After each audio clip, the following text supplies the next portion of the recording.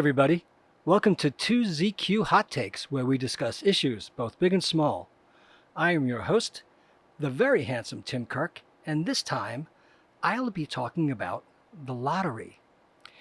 This is by no means a comprehensive essay or a research thesis on the subject, more of a self-critique. Where have I gone wrong? I could spend the rest of my life expounding on where I have gone wrong and how it has led me to purchase lottery tickets in the hope of winning the jackpot and short-circuiting reality to become obscenely wealthy. I fantasize about what I would do and how I would live. I go on at unhealthy length in my mind.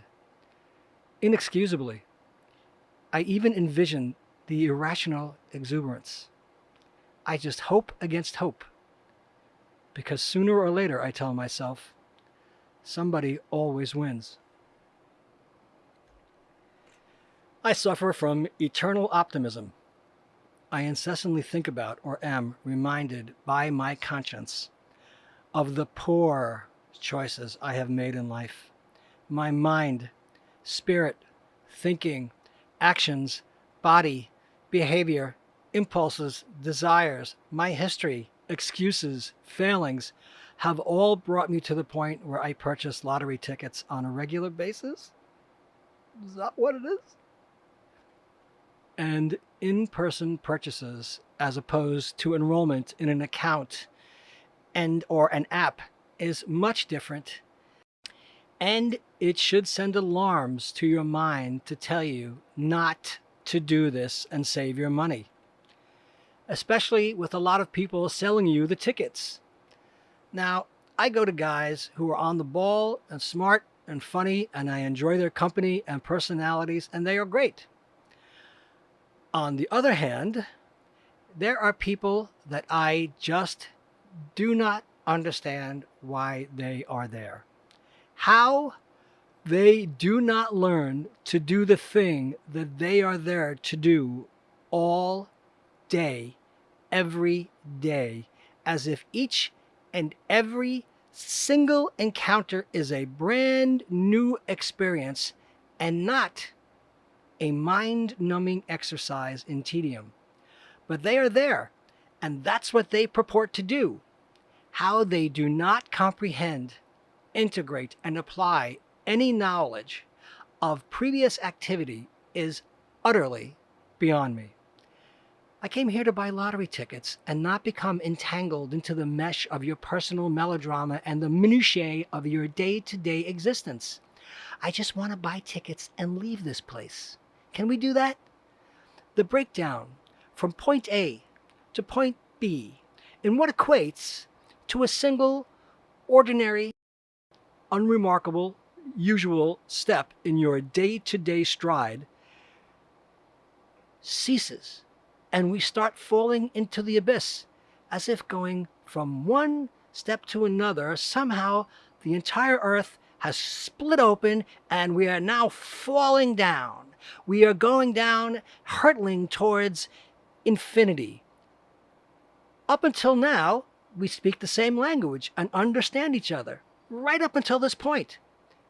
Then he splinters off from reality into a tangent that has absolutely nothing to do with the context of your transactional experience, hands you something you did not ask for, and acts as if, well, that's what happened. My hands moved around in that area, and this is what came of it. Yeah. No. It's like going to McDonald's. The guy behind the counter greets you and asks for your order. You ask for a Big Mac, but somehow you have to repeat yourself several times, and after you give him the money, he hands you a broken hubcap filled with dirt and broken glass that is stuffed into a torn, old, greasy pillow that is now on fire, and he takes out a gun and says, stick him up. No. This is not how it goes. You don't just take a wild stab at it, and whatever happens, happens, and whatever spits out of the machine is an act of fate. Or I could be terribly wrong, and these people are avatars and Sherpas trying to lead me to a boon of incredible good fortune. Yeah, that's it. And they're not just some batshit lunatics who lose the story mid-sentence every time. What's the matter with you? Why don't you just wear a blindfold and press the buttons like you're playing pin the tail on the donkey? Because basically, that's what you're doing. But tell me that first. I would be willing to bet that you would have a line of people wanting to buy potluck blind man's bluff tickets. And that is not to mention the people spending exorbitant amounts of money and time playing numbers. They will stand there and spit out numbers at the retailer for at least a half an hour and not be the least bit polite or courteous about it to the retailer, let alone the people standing there patiently waiting to buy a single ticket. Maskless, seemingly unaware of having absolutely no consideration for their own welfare and the welfare of the vulnerable people surrounding them, like it's an open bar at a cocktail hour at a swanky party. No, it's a smelly, dingy, low-life-filled, claustrophobia-inducing tobacconist in the middle of a life-threatening pandemic with people who don't seem to understand or care about the danger being posed. And all they want is that ticket. On the other hand, I once stood next to a guy who was scratching off tickets and thought, damn, this guy is hot. He sort of grunted at me in a pleasant manner that I could go ahead of him because he was distracted while scratching off his tickets. And I looked at him and I realized, ooh, he's one of my favorite porn stars in the flesh. And he was hotter in real life than on screen. And he was buying scratch-off lottery tickets. That was weird. I thought all porn stars were rich, right? Am I right? I was just so glad he was so sexy. Oh, man.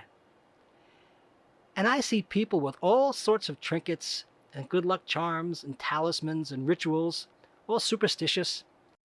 And at this point, asking where I have gone wrong is pointless. I have taken the wrong road, and there is no turning back. I have crossed that threshold. I have. Wish me luck. Thanks for listening. See you next time. And as the kiddies say, peace out.